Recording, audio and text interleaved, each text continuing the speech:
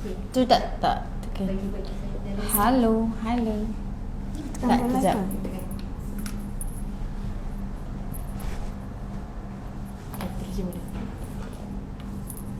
Sekejap Hai. Kita nak tunggu kat TikTok sekejap.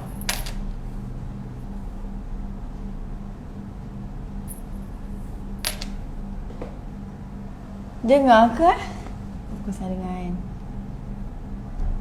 Tadi dah on kan I punya mic. Okay. Tebal. Okay. It's okay kan.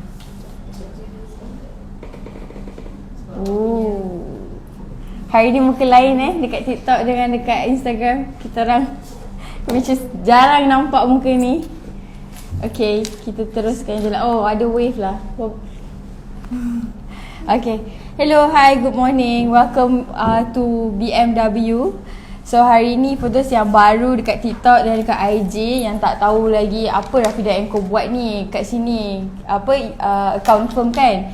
So kita orang Rafidah Enko we both would like to welcome you guys yang kat IG, kat TikTok. Hello. Hi. So macam mana last week you guys ada join tak TikTok last week tentang buat account kan? So hopefully lah ilmu-ilmu yang kita share tu sedikit sebanyak dapat membantu you guys buat account, a proper account hopefully. But this week after kita belajar account mestilah kita nak buat benda lain pula. So saya my name is Ka daripada Tax Department and this is my senior from Tax Department. Boleh kenalkan? Saya Fairuz, saya tax leader. So saya harap saya akan membantu anda dalam topik hari ini. So this week as you guys yang dah tahu, kita orang akan discuss and share sedikit sebanyak tentang how to declare tax. Oh my. Hello Hazira, welcome back. Okay, kita nak, apa tadi nak cakap? Pasal tax. Kita nak declare borang-borang tax. Kita nak introduce apa borang-borang yang usually terlibat untuk individu ataupun company itself. Borang apa nak declare, sebab mostly ada banyak dalam video-video kita akan tanya tau, macam borang apa yang kita nak declare ni. Kalau saya individu, saya nak kena declare borang apa. Saya terima gaji, saya nak declare borang apa. So untuk bantu you guys so that macam you guys tak confused, tak salah declare, which is benda tu important kan Kak Fairuz. Kalau salah declare penalty pula. Kita tak nak benda tu. So tak nak buang masa, let's get started. Okay, so kita nak start dengan borang apa dulu? Kita akan start dengan borang untuk individu. Okay. So individu and then kita followed by company, syarikat, and then untuk majikan. Okay. So kita akan explain hari ni untuk basic borang yang founder akan kena hantarlah dekat LHDN. So kalau yang kat IG dengan kat TikTok, kalau ada soalan je along the way masa kita tengah explain tu, just tanya je. InsyaAllah kita orang akan jawab lah kalau sempat. Kalau tak ada, kita ada moderator. Hello, selamat pagi Najwa, Madam Najwa. Okay, along the way kita akan jawab je. Okay, kita start dengan BE dulu. Let's say situasi dia macam mana, kita bagi by situasi lah senang sikit nak faham. So contoh, kalau saya sebagai individu yang terima gaji sahaja, so borang apa yang saya kena declare? Okay. Assalamualaikum. Okay, untuk individu dia ada 2 borang. Okay, macam Ka cakap tadi, untuk individu yang terima gaji sahaja. Betul, saya tak ada apa-apa, gaji je saya terima. Borang yang dia kena declare adalah borang BE. Okay, ini contoh untuk borang BE. Nampak ke? Nampak kan? Okay. Borang BE ni untuk individu yang terima gaji sahaja, yang bekerja terima gaji, and then dia punya due date adalah 30 April. 30 April adalah statutory deadline. So ini terpakai untuk individu yang declare borang by hard copy. Maksudnya hantar borang secara kertas ni ke LHDN.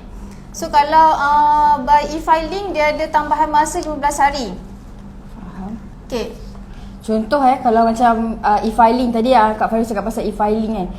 Saya nak dapatkan, saya kena macam ni, saya nak login ke e-filing tu. Macam ni saya nak buat. Okay, untuk individu yang baru ada maksudnya baru dia kena cukai. Dia tak ada nombor cukai lagi.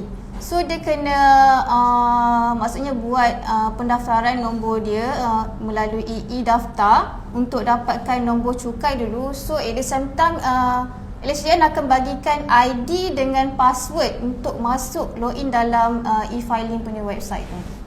Okay, faham. Lepas tu kalau saya saya dah login. Saya dah isi semua detail-detail melalui e-filing tu. Lepas tu dah dapat tu saya bayar. Macam tu je. Ke ada Okay, dia punya proses macam ni.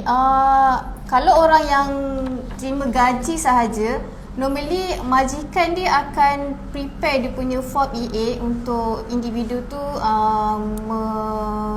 declare dia punya borang BE by e-filing.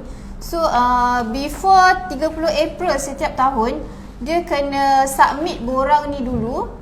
And then lepas tu kalau ada payment nak kena bayar, so dia buat payment je lah.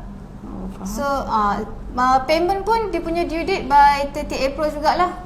Okay, kiranya saya akan isi saya sebagai yang terima gaji ni, saya akan isi borang BE based on EA saya, betul? Betul. Saya akan submit pada April. Okay. Faham ke? You guys faham ke? Okay. So far okay lagi? Okay, hopefully okay lah Tak apa, kita slow-slow. Kalau tak faham, just tanya je, kita orang boleh jawab.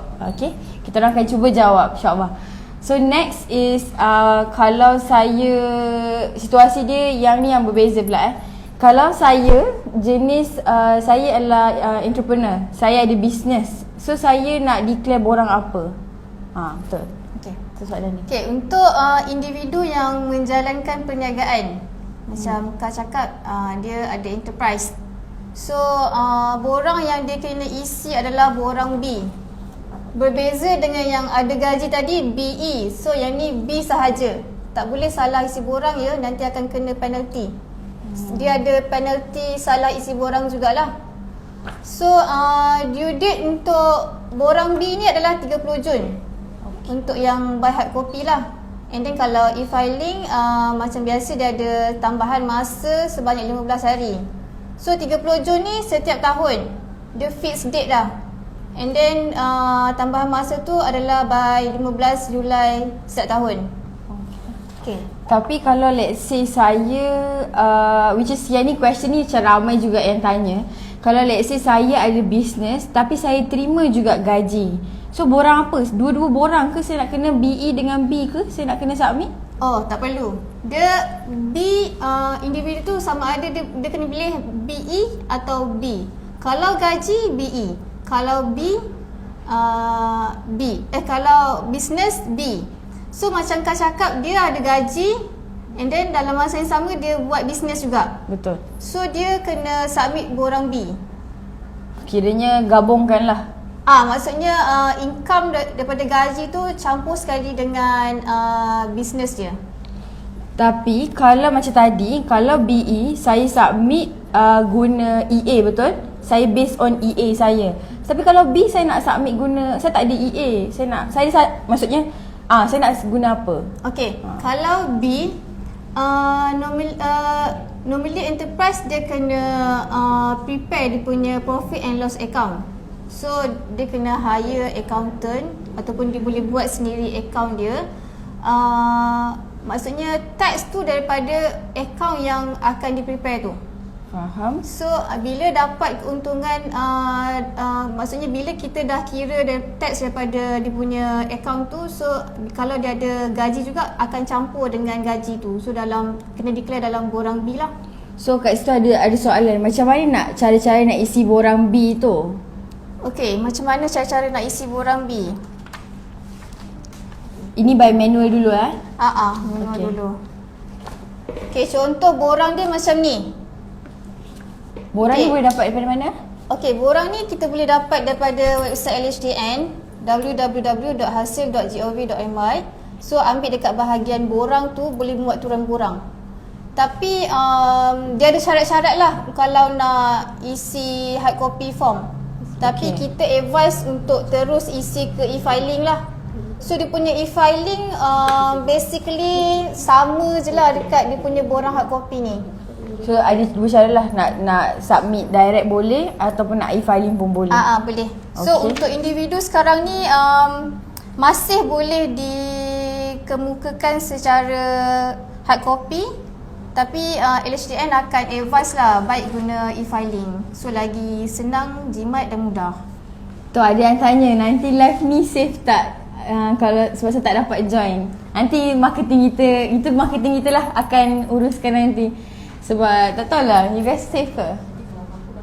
Oh ya, yeah. Kalau let's say kat sini, kalau you guys macam sekarang kan you guys tak free, of course lah kerja kan. Ada soalan, apa-apa ada soalan, you guys boleh masuk kat Telegram kita.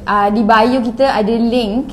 Kat situ you guys boleh tekan link tu and then join the Telegram. Dalam kat situ ada ruang komen. You guys boleh komen, drop the question and Puan Fairuz sendiri ada dekat dalam tu and mungkin akan bantulah untuk jawab. Okay. So tadi balik kita dekat BE dan B. Okay, sekarang kita dah dekat B dah. Okay, ada ke macam contoh saya dah isi kan, saya dah submit the form. Lepas tu saya nak bayar sekarang. Saya bayar, cara bayar tu sama ada saya boleh langsam ke atau macam mana? Okay, untuk first year lah. Normally first year dia akan kena lamsam lah bayar. Tapi kalau macam yang dah 2-3 tahun tu, normally LHDN akan keluarkan CP500. So CP500 ni adalah advance payment untuk dia settlekan dia punya current tax tu. So CP500 ni secara 6 ansuran, normally LHDN akan keluarkan pada bulan Februari setiap tahun dan ansuran tu akan start pada Mac. Sekejap. Ada soalan saya ni. Apa late submission, berapa persen penalty kalau late submission? Okay, sekarang late submission adalah 10, dia ikut ni, dia ikut berapa tahun. Berapa lama maksudnya. Contoh dalam masa 12 bulan dia akan kena dalam 15%. Dia ikut berapa lama lambat daripada due date tu. Kalau lebih daripada setahun, mungkin dalam 30%. LHDN ada keluarkan guideline penalty untuk late submission ni. Okay, faham. Macam tadi Kak Fairuz cakap pasal CP500 2 bulan sekali, betul? Betul. Okay, kalau saya tak bayar, saya ada jadual tapi saya bayar first year je, lepas tu saya terlupa, ada penalty juga ke? Ada.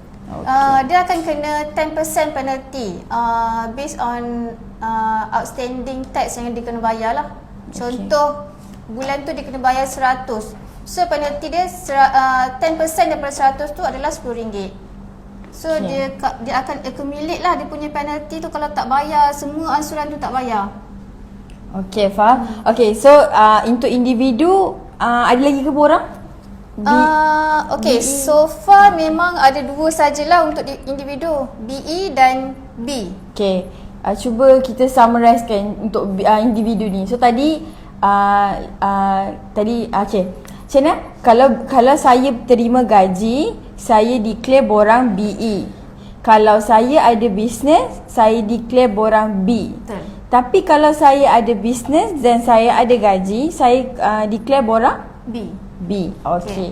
Submission due date hopefully untuk BE April, untuk June untuk business June. Okay. Next kita ke ada tanya. So hopefully tak ada yang salah isi borang lepas ni sebab akan ada penalty salah isi borang. Tu ada apa, maaf ya nak tanya, yang dalam Telegram boleh tanya for free ya atau perlu isi apa-apa form? Dekat Telegram tu tanya je, tak ada masalah. It's open channel sebenarnya untuk semua orang masuk dan tanya je soalan kat dalam tu, and tak ada kena charge apa-apa. Tapi kalau nak further consultation of course lah.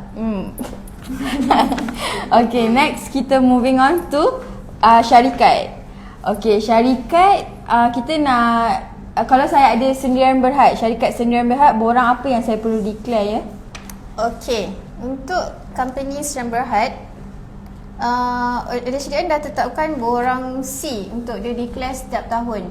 So borang C ni untuk company Sendirian Berhad, so dia punya due date, sebab setiap orang dia ada different due date, tapi dia punya due date memang fixed date lah every year. Untuk form C, dia due date 7 bulan selepas closing account. Contoh, dia closing Disember. So due date untuk hantar borang ni 7 bulan selepas Disember adalah bulan 7 next year. Contoh lah 31 Disember 2021 dia closing account, and then dia punya due date untuk hantar ke LHDN adalah 31 Julai 2022.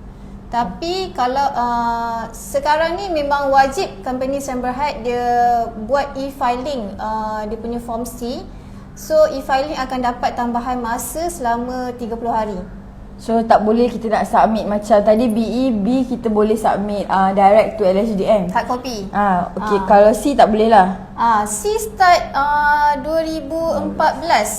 Dia compulsory by e-filing. So dah tak boleh hard copy. Kalau company tu still hantar hard copy untuk tahun 2014 sampai onwards, LHDN akan anggap borang tak diterima. So akan kena penalty.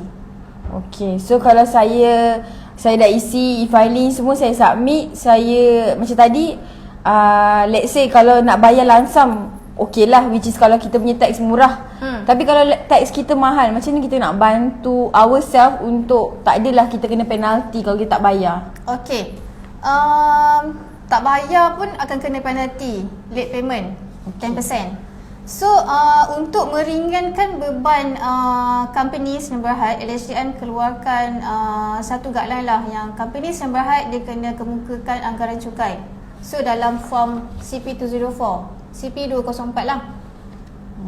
So CP204 ni dia adalah anggaran cukai yang pembayar cukai kena submit ke LHDN sebelum tamat accounting period yang sekarang ni. Contoh, dia sekarang dia adalah 31 Disember 2022. So dia kena submit anggaran cukai untuk tahun 31 Disember 2023 pada 30 November 2022. Okey. Maksudnya sebulan sebelum yang Disember tu habis, Disember 22 ni habis. Okey, faham ke? Faham tak? Dia kiranya form untuk CP204 ni, sebelum saya punya accounting period habis, saya kena isi hantar submit borang CP204 untuk tahun sebelum seterusnya. Faham? Untuk kiranya tahun ni bulan ni kita akan isi bulan lepas. Bulan lepas punya. Okey. Okay, so dia punya untuk macam individu tadi dia keluarkan 6 ansuran saja, tapi untuk company dia diberikan 12 ansuran, maksudnya setiap bulan. Dia akan start pada bulan Februari every year. Untuk yang December year end sajalah. Untuk yang year end lain macam contoh Jun semua tu, dia lain pula, dia akan kira lain. Okey. Benda ni wajib ke kita untuk company buat CP204 ni? Company Sendirian Berhad memang compulsory submit CP204 ni. Oh, faham. Okey, faham. Okey. Ada soalan, company Sendirian Berhad perlu di-audit ke before declare cukai? Perlu. Company Sendirian Berhad perlu buat audit dulu. So cukai tu must be based on audited accounts. Okay.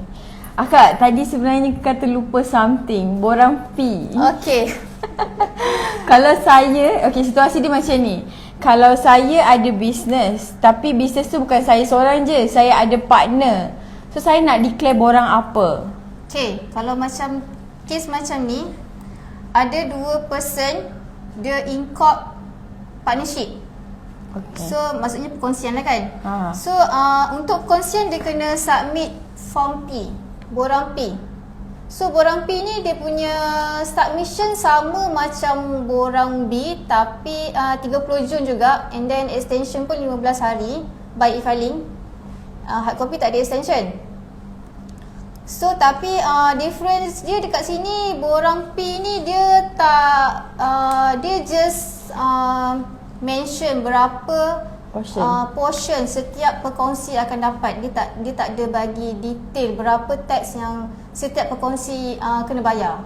So perkongsi-perkongsi ni wajib hantar borang B pula nanti. Kiranya borang sebagai saya ada bisnes, saya ada perkongsian, saya akan submit borang B untuk saya sendiri, kemudian borang P untuk bisnes saya. Untuk partnership. Okey. So ada 2 borang. So partner saya tak payahlah hantar borang P juga. Maksudnya P satu form je. P itu satu je. Bisnes satu tahun. seorang individual. Betul. Borang B. Okey. Faham? Okey, faham ke? Saya jawab, saya yang faham. In case audit account terlambat hantar and ada account yang perlu dibaiki as suggested by tax, ada penalty lagi. Apa tu, tak nampak. In case apa tadi? Ada penalty juga kan. In case audit account terlambat hantar, and ada account yang perlu dibaiki as suggested by tax, ada penalty juga kan? Ada. Akan ada penalty on late submission. Lambat hantar. Sebab tu account, kiranya auditor kena bergerak. Maksudnya accounts dengan accounts tu must be prepared awal lah before audit. Sebab audit pun akan ambil masa lama untuk siap. And then tax pun lambat selepas audit kan. Betul. Kita akan buat sekiranya yang akan bergerak dalam flow tax ni, account akan bergerak dulu, kemudian followed by audit dan baru tax. So tax memang hektik lah masa-masa peak period selalunya. Betul. Lepas tu ada satu lagi, CP to offer, bila kena submit dan siapa kena buat, agent atau kita decide and bagi tahu agent berapa nak bayar. Faham ke soalan ni Kak? Okay, CP204 bila kena submit? Okay, macam saya cakap tadi, CP204 dia kena submit sebulan, 30 hari sebelum habis accounting period yang baru, yang sekarang ni. Ataupun sebelum nak start yang accounting period yang baru, sebulan sebelum tu dia kena hantar. Kita bagi in a period lah. Let's say saya punya accounting period 1 Januari sampai Disember. So saya kena submit bila? 30 November. Okay. Lepas tu siapa yang kena buat? Agent atau kita decide? Okay, ini pilihan company lah untuk hire tax agent ataupun company boleh buat sendiri. Tapi kalau company nak buat sendiri, dia kena ada dia punya ID untuk e-filing tu. So ID e-filing ni untuk company dia kena daftar lain juga. Dia kena isi CP55B. Okay. Apa ni, kalau buka sendirian kalau tahun ni business income bawah 34,000, perlu ke bayar tax juga? Perlu. Perlu bayar tax juga tak? Perlu bayar tax juga. Okay, kalau business income bawah 34,000, dia kena contohnya account kena prepare dia punya account dulu, dia punya profit and loss account. And then dia still wajib kena declare borang B. Tapi bila kita kira cukai, contoh dia tak kena, so dia tak payah bayar. Tapi dia kena wajib bayar tu nombor 2. Submit dulu, betul? Submit dulu, okay. Kalau buka sendirian berhad tapi ada 2 director, meaning these two contribute capital to company. Jadi 2 director ni kena isi borang P ke untuk cukai individu? Dia buka sendirian berhad, jadi borang C. Borang C. Borang C. Kalau borang P ni hanya tadi untuk apa? P untuk perkongsian. So dua-dua director ni kalau contoh dia memang terima gaji sahaja, dia kena isi borang BE. Tapi kalau macam director ni, dia terima gaji director plus dia ada business enterprise, dia kena borang B lah. Okay. Assalamualaikum. Hai, apa je yang kita kena bagi tahu pada account untuk buat income tax? Apa je kita kena bagi tahu pada accountant untuk kita buat income tax? Basically buat account je. Macam yang sebelum ni punya live ada cerita pasal account kan. Itu yang business kena prepare dokumen lah untuk buatkan profit and loss account. Okay. So tadi kita dah ada borang, untuk individu kita dah ada borang BE, kita ada borang B. Untuk perkongsian kita ada borang P dan borang B itself. Untuk company kita ada borang C, which is satu je lah company, borang C. CP204 is the tax estimate lah untuk company tu itself. So next is borang majikan. Untuk majikan kita kena submit borang apa kak untuk majikan ni? Dan siapa majikan tu? Okay, kalau cakap pasal majikan ni, dia akan ada owner company dengan orang yang bekerja dengan company tu. Maksudnya owner ni dia hire pekerja untuk company tu, sama ada company Sdn Bhd ataupun company ataupun enterprise atau perkongsian. Okay. Itu adalah majikan lah maksudnya. So majikan ni dia kena submit borang E. Ni contoh borang E. So dalam ni borang E ni basically kita just declare berapa pekerja untuk sesuatu syarikat and then berapa gaji seseorang pekerja tu dapat untuk tahun tersebut. Maksudnya dekat sini kita kena declare semua pekerja yang terima gaji kat dalam company tu. Maksudnya semua pekerja dalam company tu kita kena declare dalam borang E ni. Okay. So borang E ni faham? Dia punya due date adalah 31 March every year. Okay. Untuk EA ni? Okay, tapi borang E ni pun dapat juga dia punya extension kalau buat e-filing selama sebulan, which is 30 April lah setiap tahun. Okay. Okay. Nak EA ni? Tak nak? Okay. Lagi satu tanggungjawab majikan. Okay, sebelum kita submit yang borang E tadi, borang E yang ni, okay, setiap 28 hari bulan, 28 Februari, majikan kena distribute form EA ni kepada setiap pekerja dia. Okay, ni contoh dia, borang EA. Atas sikit. Atas. Kita tak nampak. So ni tadi yang reference untuk BE tadi lah. Ini yang kita cakap masa dalam bahagian BE tadi. Ini majikan kena prepare berapa gaji setiap staff setahun, gaji allowance, fee ke BIK kalau ada, and then berapa PCB dia bayar untuk tahun tu, zakat semua, EPF, SOSO semua declare dalam ni. So daripada form EA ni lah kita akan prepare BE form. Okay. So kejap, ada soalan kejap. Tadi nampak macam sorry sis, tak clear. Perlu submit borang apa untuk declare? Kena hire accountant tak untuk declare? Ni untuk yang mana satu ni, Miss Siti? Yang mana satu? Kejap Yang buat account tadi. Untuk yang buat account ke? Okey, macam contoh dia tanya untuk buat account ni, company boleh hire accountant ataupun buat sendiri. Kalau dia ada internal accountant, boleh je untuk preparekan account, profit and loss account untuk company tu. Kemudian declare tax. Kemudian declare tax. Maksudnya current account statement je lah ya. Current account dia kena basically full. Dia kena ada management account. Balance sheet, management account tu kan ada balance sheet, P&L, trial balance, journal ledger semua tu.